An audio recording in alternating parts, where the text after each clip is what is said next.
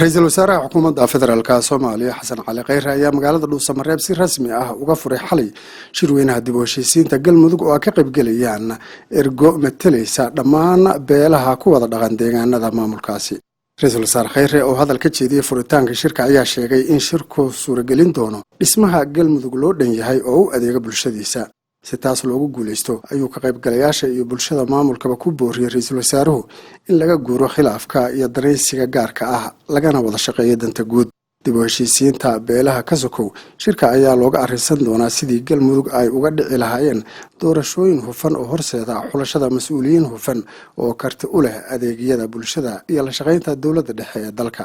ugu dambeyn ra'iisul wasaare Xasan Cali Khayre ayaa u mahadceliyay madaxda Galmudug kuwa ahlu sunna guddiga qabanqaabada ergooyinka ka qayb galaya shirka ciidamada qalabka sida iyo dhammaanba bulshada deegaanadaas waxaana u rajeeyay in shirka la furay uu ku dhamaado guul iyo safgarad. Khayre ayaa bishii Juun ee sanadkan Galmudug ka bilaabay dadaal joogto ah oo salka ugu dhigay wada tashi lagu hirgelinayo Galmudug shin ah oo matali karta ayaha dadka iyo deegaanadeeda.